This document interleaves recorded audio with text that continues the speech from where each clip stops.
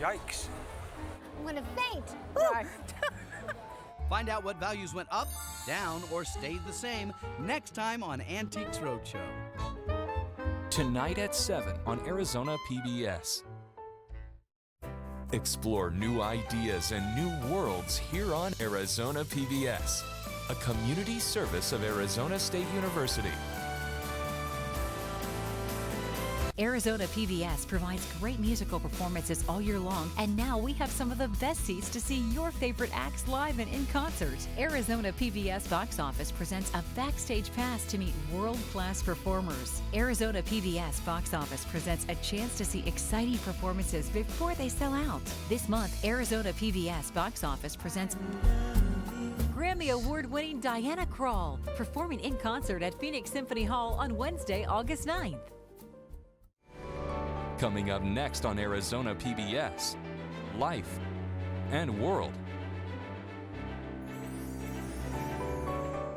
Become a news source for the Arizona PBS Public Insight Network.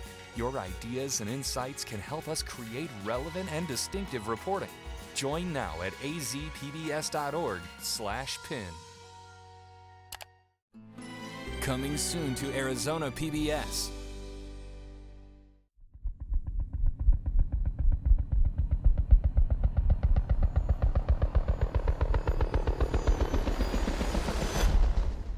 Support for Arizona PBS comes from viewers like you and from Hospice of the Valley, medical, social, and spiritual care for patients nearing end of life, and support for their families. A not-for-profit community hospice, HOV.org. Deanne Griebel, now with Moores & Cabot Investments, serving investors since 1890, proudly supports quality programming on 8 Arizona PBS, 480-725-9602. From the Cronkite Studios in downtown Phoenix, this is Cronkite News. Good evening, and welcome to Cronkite News on Arizona PBS. I'm Tyler Paley. Thanks for joining us. Tonight, we're taking you all around Arizona to show you the beauty and the things that make our state unique, from Route 66 to Rose Farming. In just 2 years, towns along Route 66 could lose out on some valuable funding meant to help revive aging areas along the historic road. While that's still a little ways away, there's still concern about the upcoming date. Cronkite News reporter Tyler Finger joins us in the newsroom with what kind of changes are happening over there. Tyler? Before there were interstates, U.S. highways crisscrossed the United States, linking small town after small town. Route 66 was built more than 90 years ago, but it's still an important symbol of America today, a symbol that some worry is now in danger. Not far from Interstate 40 west of Flagstaff sits a reminder of what was. Route 66 is about yesterday. And not just in Seligman, from Chicago to Santa Monica. 90-year-old Angel Delgadillo has spent the majority of his life on Route 66. Today, he still rides his bike across it. Route 66 will be here forever. Judging from the people that are stopping just here in Seligman from all parts of the world. Back in its heyday, thousands of cars would drive down this very stretch of road every single day. But once Route 66 was bypassed by an interstate just a few hundred yards away, those cars stopped coming through towns like Seligman. Fast forward more than 30 years after Route 66 was decommissioned, a program created to preserve the road and landmarks along it is set to expire in 2 years. Route 66 is where America has come from, and if we can remember that, we can always have a vision and a focus on where we are going. If the program ends, there's hope that the road will get a new designation as a National Historic Trail. It's America of yesterday, and this is where you're going to see what America is all about. So if you really want to get your kicks, get on Route 66. For Angel and Myrna, no matter what happens, they know Route 66 will be here long after they're gone. Route 66 today is live and well, and people always told us, oh, it's just a fad. This road is not a fad. This road is a part of who we are. If Route 66 would get the National Historic Trail designation, money would be set aside every year to continue to preserve the road and its lasting legacy. Tyler Fingert, Cronkite News. 40% of our state's water reserve is stored in Lake Mead, but the Colorado River, which feeds it, has been in drought for over a decade. The fiscal year 2018 executive budget summary discusses a plan that will help conserve water. Cronkite News reporter Holly Bernstein traveled to Lake Mead to see what impact the proposal could have. A new report by the Western Water Advocates shows Lake Mead is being drained faster than it can be refilled. If it drops below certain levels, water access will be reduced. Farmers would be the first to feel the effects of the shortage, and those who depend on agriculture are already trying to prevent that. The Colorado River runs alongside Parker, Arizona. Many depend on the river for tourism and business, and the Colorado River Indian tribes rely on it for their primary economic activity, agriculture. It started off with our canals being built years ago into watering our farms. But there's less water in the river due to an extended drought lasting for close to 17 years. If you went up to Lake Mead, you could see that line that shows where it used to be and where it's now. Today, the water level stands at 1081 feet. If water elevation drops below 1075, 1050, or 1025 feet, the water delivery to Arizona and Nevada is reduced at each step. That means for those involved in water conservation efforts, it's all hands on deck. Bureau of Reclamation spokesperson Rose Davis says there's a chance of shortage in the next couple of years. Our current predictions based on our August 24-month study, which kind of sets out the water deliveries for the following year, says that in 2019 we've got about a 33% chance of shortage in the lower basin. The Colorado River Indian tribes have the oldest water rights on the river, and they would be one of the last to lose access. But the tribe proactively joined a pilot program to reduce their water use. We fallow some of our lands. Instead of farming on those lands, that water that would have gone there would go back into Lake Mead.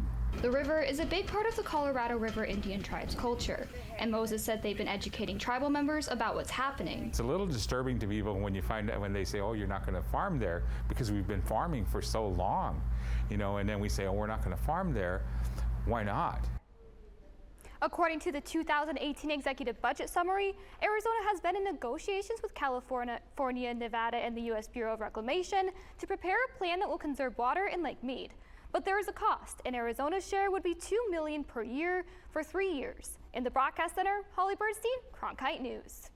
Many people in the Navajo Nation don't have access to running water in their homes. I traveled to the border of Utah and Arizona to learn about the practice of hauling water. Water is life. It's a saying heard throughout Navajo country, but access to clean running water is a daily challenge for many Navajo residents. We have to haul in water, to live off of it. Mark Holliday, who lives in Monument Valley, does not have running water in his home and must haul water from the local well. People fill up whatever they have and travel back to their homes with their giant barrels, coolers, and plastic jugs, a practice that is time-consuming and costly. You have to stand in line. Like during the summertime, there's a lot of people that are in line. You have to stand in line for an hour to 2 hours. Some residents travel miles on dirt roads up to 3 to 4 times a week. There are very mixed emotions among the Navajo people in this area. While many would like to see more access to clean running water, others are resistant to change. We're used to it. I mean, we've always done this since we're small, and it's not a big deal. Still, the demand for running water is high, and the Navajo government struggles providing infrastructure to homes in rural areas. Jason John, Navajo Water Resources Branch Manager, says they need $600 to $700 million in order to bring running water to anyone who wants it. The challenge there is the United States or the Indian Health Service only gets about $10 million a year to tackle that $600 million of listing. The Navajo Indian Health Service has started a list of projects that need attention, but they still need money. For now, residents continue to haul water. Holiday hopes more people appreciate the sacredness of water that many Navajo residents understand all too well. Nonprofit groups like Dig Deep and the Black Mesa Coalition also work to help get the Navajo Nation running water. A proposed water tank is causing quite the stir in Sedona. I spent the day in the neighborhood to hear arguments for and against the new facility. Residents in one Sedona neighborhood want to shut down plans to build a water tank. They say it would negatively impact their views. The Arizona Water Company already bought the land and say the tank is needed to keep water flowing to residents. We don't want to wait until people are running out of water or it's a crisis situation before we start planning a new facility. Some residents are upset over the location. The proposed tank would sit 2 feet above ground, along with an operations facility just beyond Kevin Bracken's backyard. As we dug into it even more, it even became apparent that maybe they didn't do their homework ahead of time. Right here in this lot is where the 9-foot tank is planned to be built, but you won't see much of it. Most of it will be built underground. The only other source of water is located across town in uptown Sedona. The proposed million-gallon tank would more than double the water supply, a much-needed boost, according to Rick Evans of Sedona Fire. With some of the larger homes here, they can be in excess of 10 or 20,000 square feet. They could easily use well over what we can currently deliver. Arizona Water Company has considered other locations since 2012, including within the Coconino National Forest. The water company says the tank has to go somewhere. Educate them a little more on what it takes to run a reliable water system, and we're hoping. We agree we need a water tank. We just say, my gosh, why would you do it here? For now, the water tank project is paused. The Arizona Water Company won't move forward until the next public meeting, not yet scheduled, but Bracken may take legal action if the tank is built. We would definitely consider it, without a doubt. Arizona is known for cotton and citrus, but these aren't the only abundant crops growing in the state. Last year, Arizona exported 18 million rose bushes and continues to be a leader in the industry. Reporter Kanakja tells us more about the national flower growing in our state. When you think roses, you probably think California. Desert dwellers might be surprised to learn rose growing in the state goes back to the 1950s. I took a trip out to Litchfield Park to learn more about the current industry. Blistering summer heat is headed our way, but that doesn't stop the roses in Arizona from blooming. Noelle Johnson is dedicated to finding the perfect desert rose. So the roses I have in my garden are put here to see how do they do, and then the growers ask me for my feedback. So one of the most exciting things for me is getting free roses in the mail, and I put them in my garden and see what happens. Growers around the world ask Johnson to test rose variations for durability in the desert heat. We might not think roses will last here, but Tyler Francis says the climate is perfect. We grow over 1,000 different varieties of rose bushes on this farm, and of that we have 50 different reds. So there's a lot of different variations, and the best thing to do is the one that draws you in is the one that you should buy. Francis Roses is one of 4 commercial rose growers in the state. In December, Francis will ship out about 5 million bushes. The roses that Arizona ships out accounts for about 3/4 of the U.S. rose bush market, but these aren't the flowers that you would see in your Valentine's Day bouquet. Stem-cut roses are imported from overseas and might last you 2 weeks, but in Arizona, planting a rose bush that blooms almost year-round is easy. Roses get a bad rap for being finicky, but they're not. They're very, very hardy plants. If you give them just a little bit of love and attention and you water them, you don't need to be a pro. Francis says the rosebush industry is worth about $500 million and is a significant part of the state's agriculture. I would really like to see the 5 Cs in an R, because we are the cornerstone of the entire rose industry here in Arizona, and I think it's something that all Arizonans should be proud of. As for Johnson, she says we can show our pride by getting out our gardening gear. Grow roses, life is short. So far this year, Arizona has exported 6 million rose bushes. Rose growers say they've seen the growing process become more streamlined and expect more consolidation in the industry in the next few years. In the newsroom, Kanakja, Cronkite News.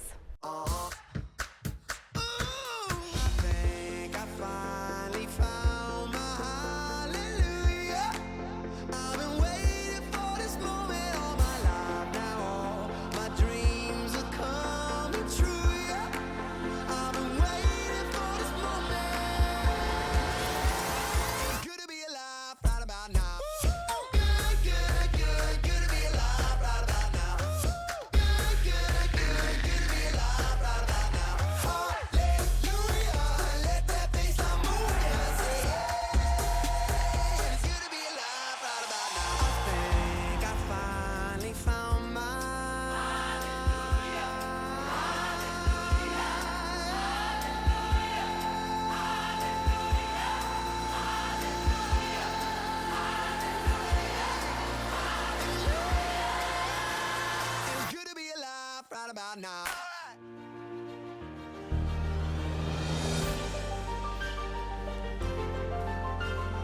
Officially from 36, and he hooks it in. Arizona State wins. Heaving one deep, and it is caught. Jalen Strong, do you believe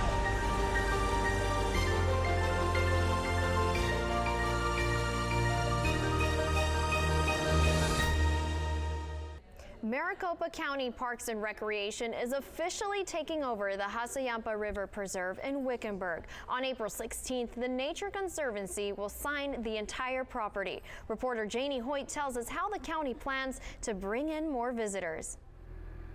Maricopa County already owns several parks across Arizona.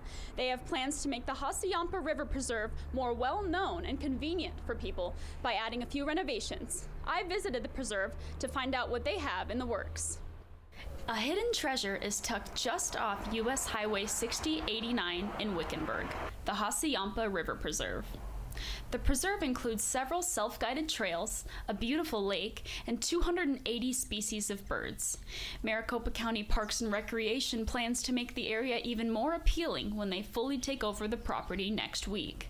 Nature Conservancy had title to it, so they didn't have the budget or the money to really show what they had there. They protected it. So, but now we are folding over into actually utilizing it, showing people, maybe sponsoring tours, doing things that will enhance the area. Over the next 5 years, Maricopa County plans to expand the parking lot, upgrade the restrooms and picnic areas, and spruce up the visitor center. The center, which was once a stagecoach stop, has been there for more than 100 years. Leaders believe it's important to maintain the historic feel of the preserve. You know, the historic buildings, we're not going to modify them a lot. We're going to stabilize them, continue to restore the buildings, but we're not going to add a lot of new modern features out here. Maricopa County leaders want more people to discover the Hassayampa Preserve instead of just driving by it. Looking forward to people actually seeing this resource, seeing and utilizing the resource, and I think it's going to be a jewel in the county system, the county park system, and I can't wait to continue to work on it. Maricopa County already manages part of the preserve, but they will be managing the entire area as of next week. Supporters believe that the Hassayampa upgrades will draw more tourists, which will help the economic development in Wickenburg. Live in downtown Phoenix, Janie Hoyt, Cronkite News. Revenue has been dropping for 3 years at 6 Phoenix-owned golf courses. Reporter Allison Gargaro visited the city's Maryvale course to see what the city is doing to chip away at the financial deficit. People began teeing off at the Maryvale Golf Course in Phoenix back in the 1960s. The goal was to provide residents with more affordable rounds of golf than at resorts and private clubs. Many people first picked up a club in this West Phoenix neighborhood, including Councilman Daniel Valenzuela. I would have never had an opportunity to learn to golf had it not been for a city course.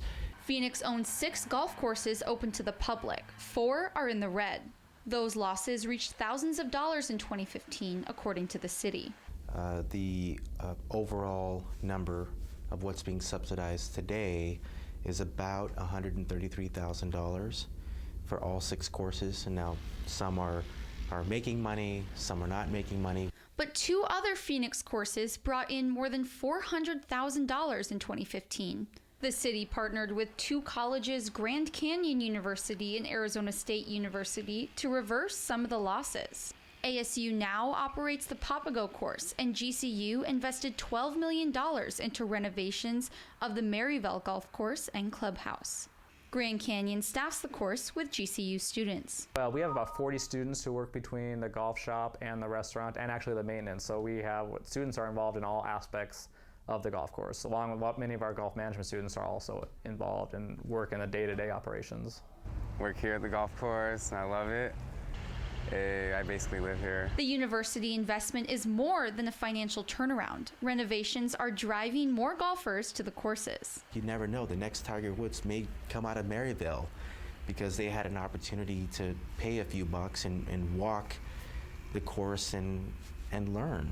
In Phoenix, Allison Gargaro, Cronkite News. When visiting the Phoenix Zoo, you may assume that the animals you see there belong there, but that isn't always the case. I checked out the zoo to see how they are dealing with these unwanted visitors. The Phoenix Zoo has been experiencing some unwelcome visitors to the park, and it is coming from the water. Non-native turtles have been invading the moat outside the zoo since 1999, and it is taking a toll on the inhabitants that are supposed to be in the lagoon. Arizona Game and Fish Turtles Project Coordinator Christina Jones says the non-native turtles are outcompeting the other species in resources. But it affects our native aquatic species. So we've got fishes, and we have native turtles, which in this area should be the Sonora mud turtle. Those animals should be abundant throughout the system, but because of all of the non-native pond sliders and various other non-native turtle species, it simply outcompetes, so it takes away the space that the native turtles would need for nesting and also their resources. Because of this competition, only 2 out of the 882 turtles caught since 1999 have been the native Sonoran mud turtle. After the non-native turtles are captured, the male turtles are marked and placed back into the water, and the female turtles are sent to the Turtle and Tortoise Preservation Group to prepare for adoption. The turtle conservation effort happens once a year here at the Phoenix Zoo, always leading up to World Turtle Day on May 23rd. The Phoenix Zoo and Arizona Game and Fish hold this event to try and prevent future turtle dumping, as well as educating the public on a proper way to rehome a pet you can no longer care for. This year alone, Arizona Game and Fish and the Phoenix Zoo caught 118 turtles. 93 were new and 25 had been captured previously. If you're interested in adopting a turtle, contact the Turtle and Tortoise Preservation Group. You've probably noticed all of the construction in Central Phoenix, but you maybe haven't noticed the owls living on some construction sites. Cronkite News reporter Ivory Reiner shows us how Phoenix is home to hundreds of burrowing owls, once on their way to extinction. These are burrowing owls. They make their homes under the desert dirt of Central Phoenix.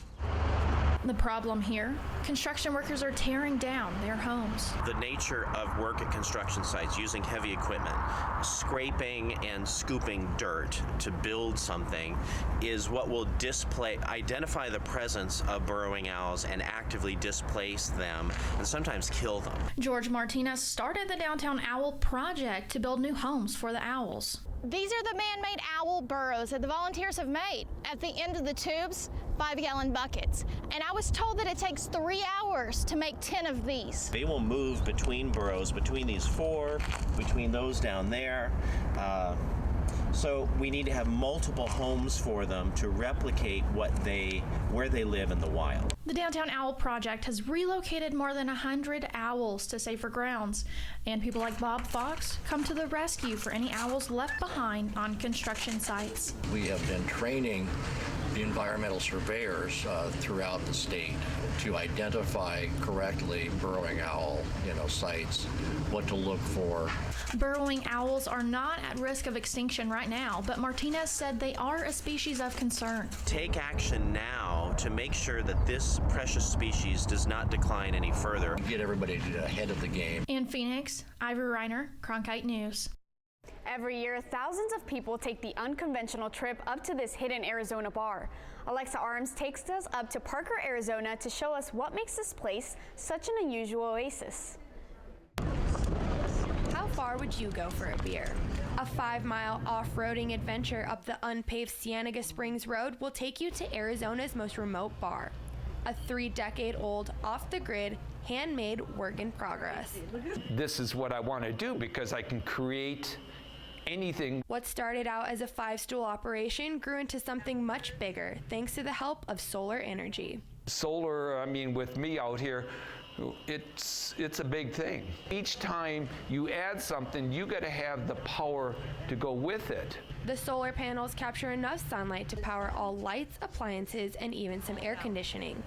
These additions have allowed the bar more opportunity to appeal to a larger clientele. Whether you're an athlete, a movie star, a rich person, a poor person, a person from Europe. Today we had people from Australia. Every type of people come here. The Desert Bar has become a staple in the Parker community, and it's the hospitality and uniqueness that has drawn people in for over 30 years.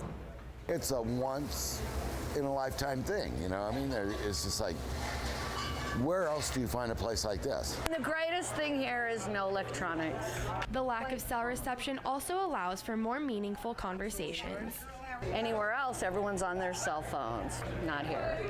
The Desert Bar has already begun plans for next season's editions. Aside from more solar panels, what's to come is a surprise. In Parker, Alexa Arms, Cronkite News. The Desert Bar is open from October until the end of April. This is the last weekend to make a trip up there until next season. Some schools have students build volcanoes for science class, but this event is allowing students to build solar-powered go-karts. Reporter Amanda Luberto tells us how living in the Valley of the Sun is helping students do more. When the green flag waves, students start their cart with the help of the sun. It's an opportunity to get out of the classroom, away from the textbook, and have a hands-on experience that's really fun. All high schools in Arizona are invited to participate in the Racing the Sun event, but schools that have STEM-based programs seem to be the ones who sign up, Bruce Wright says. In its 5 years, more than 500 students have participated. High school students work all school year to build solar-powered go-karts.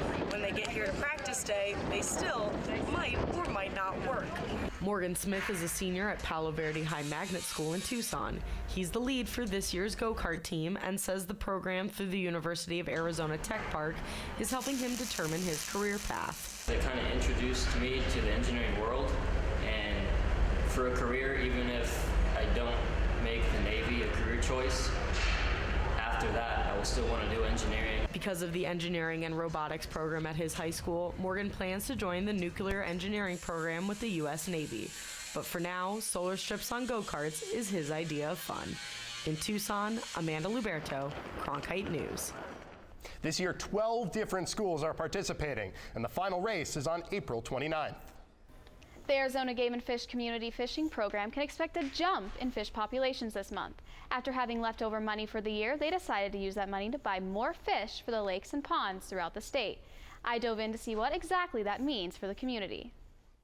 250,000 fish are being stocked into Arizona waters after Arizona Game and Fish found some spare dollars for urban lakes. We had some money unexpectedly come to us. There was a couple of projects that fell through and the money had to be spent before the end of the fiscal year. So it came down from the top, said buy some fish. We said yes, we will. This is being done in order to help support the community fishing program, which is completely self-sufficient. This program was designed to be self-sustaining and pay for itself, hence the partnership fees and the separate license, the community fishing license, as opposed to the general fishing license. So we wanted to make sure it was a self-sustaining program and not a drain on anyone. But stocking the lakes does take a lot of work. Arizona Game and Fish teams up with cities as well as Mr. Fish, the fish stocking company that drives the fish from Arkansas.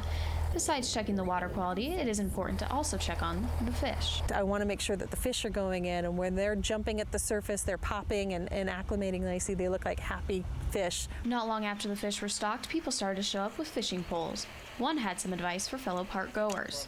It's a good thing when people don't abuse it. It's a good thing when people don't come. You know, if you bring your trash to the park, take it home with you. Anglers will be able to catch trout, bass, and catfish throughout the month of June.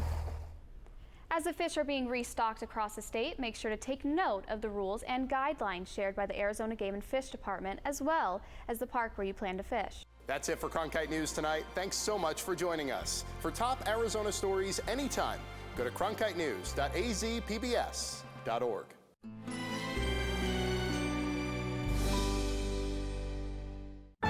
Has the market for these Texas treasures gone batty since we first visited Austin? I'm just shocked. Oh. I'm stunned. I'm stunned. Yikes. Nice to know. Yes, I had no idea. That's unbelievable. Yeah. I'm going to faint. Right. Find out what values went up, down, or stayed the same next time on Antiques Roadshow. Tonight at 7 on Arizona PBS.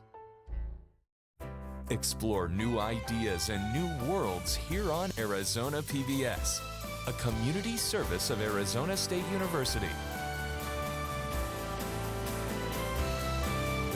Arizona PBS provides great musical performances all year long, and now we have some of the best seats to see your favorite acts live and in concert. Arizona PBS Box Office presents a backstage pass to meet world-class performers. Arizona PBS Box Office presents a chance to see exciting performances before they sell out. This month, Arizona PBS Box Office presents Grammy Award-winning Diana Krall, performing in concert at Phoenix Symphony Hall on Wednesday, August 9th.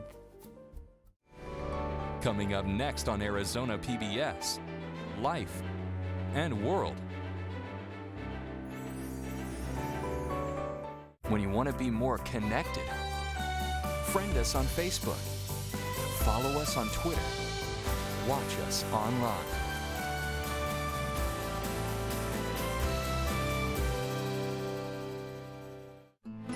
Coming soon to Arizona PBS.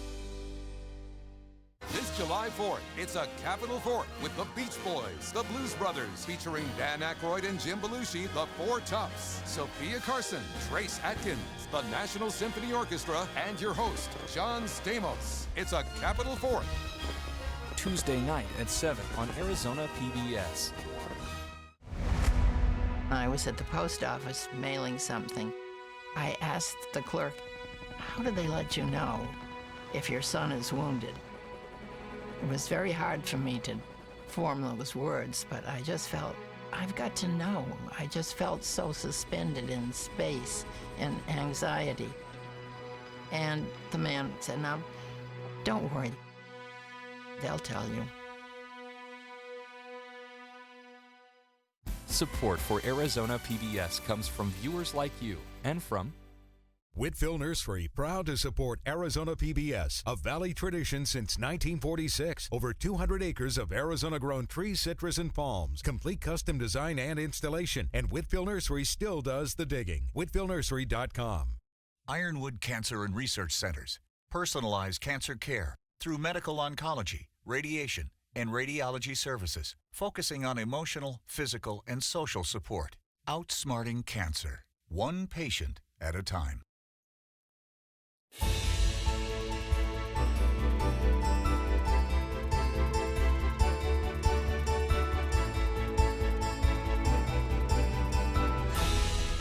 Coming up next on Arizona Horizon, the Southwest Shakespeare Company brings the classics to the masses. Also tonight, Center Dance Ensemble's artistic director may be in her